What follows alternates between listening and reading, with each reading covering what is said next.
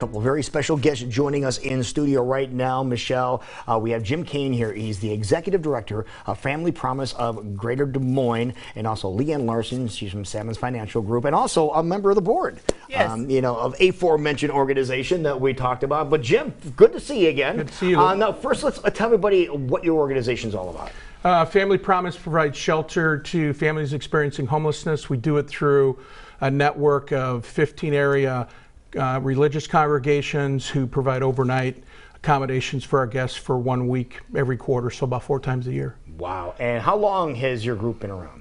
Oh gosh, we've been around close to 15 years now. We've served over 300 families in that period of time, and a little over 70% of them have moved on to permanent housing. Yeah, isn't that amazing? Yeah, Leanne, talk about kind of how you got involved with Family Promises.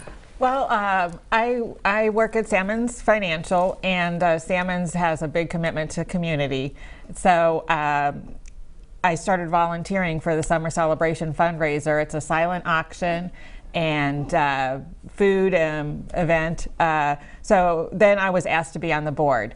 So for the last year, I've been a board member, and I kind of represent Salmons Financial Group's interests. Salmons is a contributor. They're a presenting sponsor. $10,000 went to underwrite this event. Okay. So I'm very proud of that. The event is Friday, June 28th at 7 o'clock. And it's at the Giovanetti Shelter in Walker Johnston Park, where we're going to have food and silent auction items. We've got some very exciting things this year. We have talk about some of those. Yeah, we have a football that is going to be signed by Coach Ferentz for University of Iowa. Okay, yeah, that's going to be one of your auction that. items, I would imagine. Yeah, that's right? one of the auction items. Okay. And we also have a football from Iowa State University that is signed by their current team players.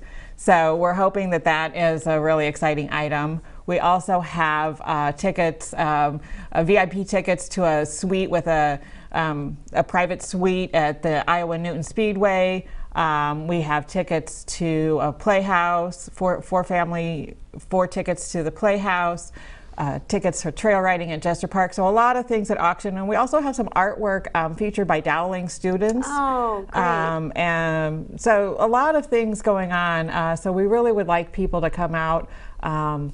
You can contact Family Promise at familypromisedm.org. Okay. There's a Facebook page. There's a Facebook event, and I think you splashed up the postcard there. Mm-hmm. So, and this event, you've been doing this for a few years now, correct?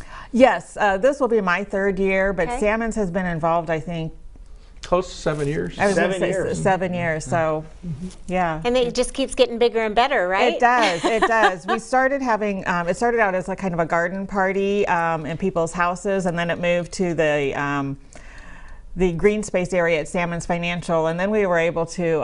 It got big enough now that we're at a shelter, so it's climate controlled and nice restrooms, nice kitchen facility. So the event keeps getting better and better. Yeah. Now, Jim, talk about how important it is to have involvement like Salmons is involved in an activity like this. Well, we have always viewed our program as a community response to family homelessness, and so having a corporate partner like Salmons is real critical to meeting that goal.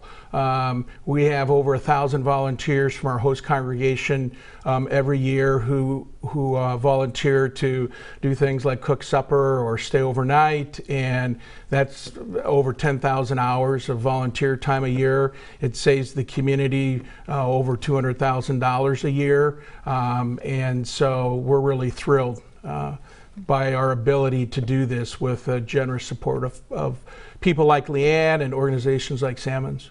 Okay, now I want to talk about some of the people that come to your place to get some assistance. What type of individual does come to your place? So it can be a 2-parent family, a single mom, single dad with kids.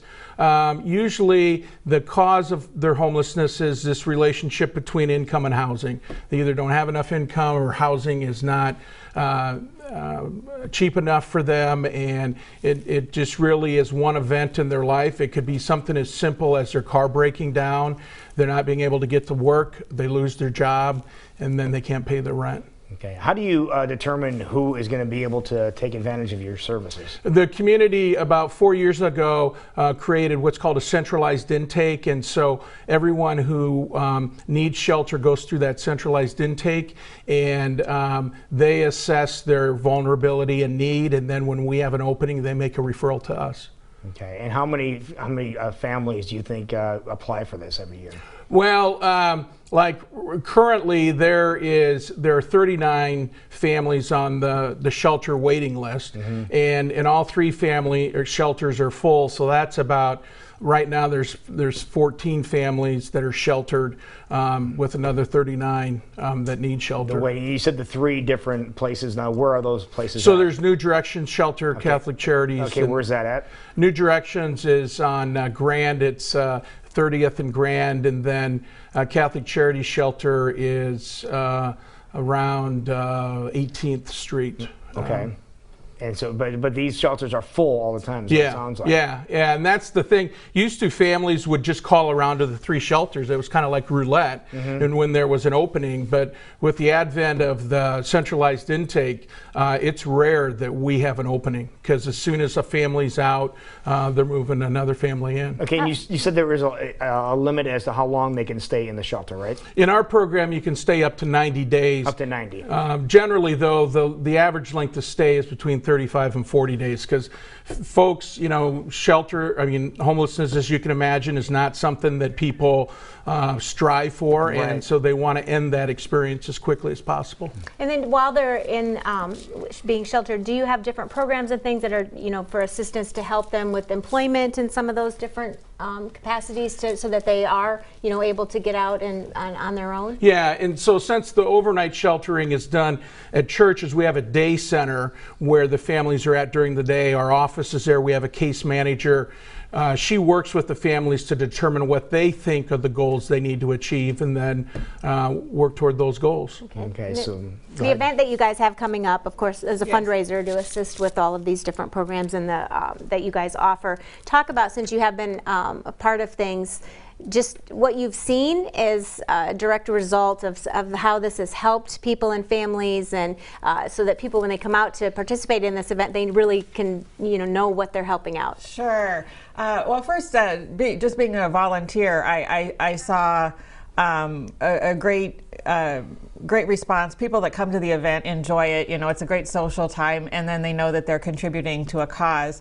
And then being on the board, I've actually worked hosting families, and so I've actually interacted with the people that are guests experiencing homelessness, and they are so humble. They've had an experience, and some of these people have 3 or 4 kids. Some of them are teenagers, and that's a very bad experience for teenagers. Sure. And so just seeing that they have a family-style meal, and they have a private room where they can sleep and recover, and then the services they get from their case manager, helping them whether they need medical care to get back on their feet, or they need job training, and we make sure the kids get to school. And another thing that I really like is the kids, they still go to their home school.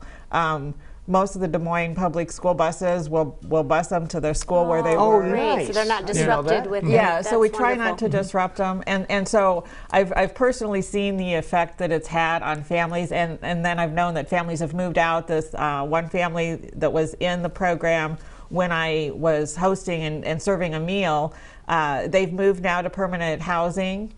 And at our event, we actually are going to have, we hope to have somebody that has been in our program and moved to permanent housing that will speak. And so if you come to our event, you can donate money, get a nice, get something nice from the silent auction, and hear about the program some more. yeah, Making a familypromisedm.org. difference. Okay, And obviously there's a big need out there, so hopefully everybody come out Friday, June 28th.